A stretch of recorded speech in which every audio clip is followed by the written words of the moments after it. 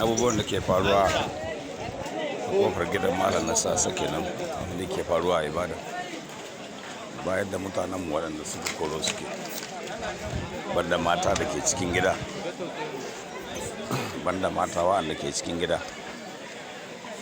mutanen mu na cikin wahala yau wuni babu wanda ya sha ruwa babu wanda ya ci koi ba wanda ya ko ruwa ba wanda ya sha gawokin da suka samu ɗaukuwa ga sunan an da ɗaukuwa aje su gefe gefe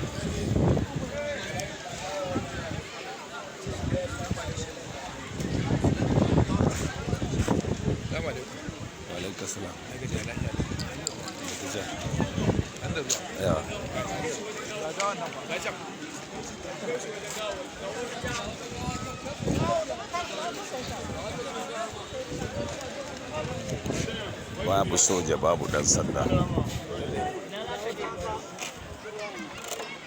ɗaya daga cikin gawarwakin da aka kashe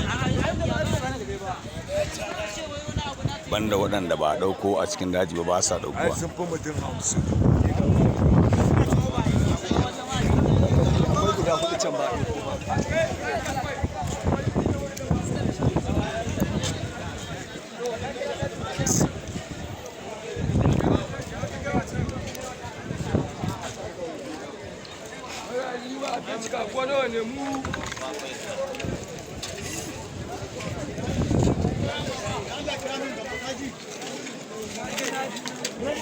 gawaki cikin gawakin da aka samu ɗaukuwa akwai wa'anda ba su ɗaukuwa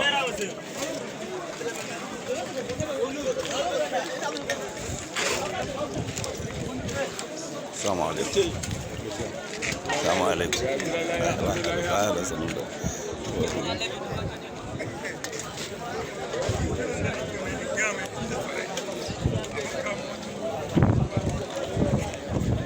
salamu alaikum ya sanunku yawa sanunku da yawa wanda suke faruwa kenan a Ibadan tun daga jiya safiya jiya har zuwa yanzu karfe 6 na yamma din nan babu wanda ya sha ruwa babu wanda ya ci babu wanda ya ci abinci ba wanda ya ko ruwa ba wanda ya sha ba mutanen mu kuma babu wani ɗauki da gwamnati ta kawo babu wani ɗauki da gwamnati ta kawo babu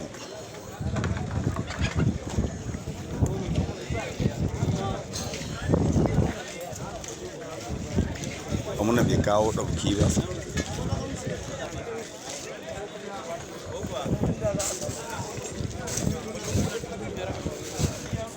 babu shan ruwa babu cin abinci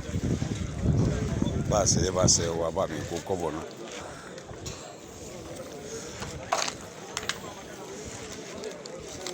sai samu alaikum a gajiya na tsara ina na yi fa iyaka ta nan ga mota ta can na shigo a to ni ina na sani to an dai shigo tun da gani alhaji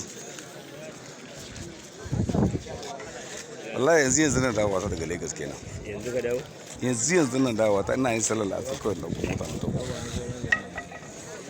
wallahi ta can wurin na shigo duk mutanen da ka sani suna nan wurin inda suke wallahi duk suna nan area gaba ɗayan su duk kowa yana nan wallahi suna nan duk suna nan kuma daga bakin gidan malam kalma babu inda soja yake ko guda babu duk ga suna ta kare yan banza da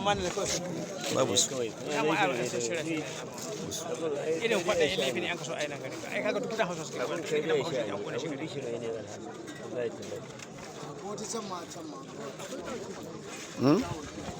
a ƙasa tun shekarar jiya nake neman hanyar da zan fita in je ina ban mata muka so ɗauka yanzu mata so ɗauka da mota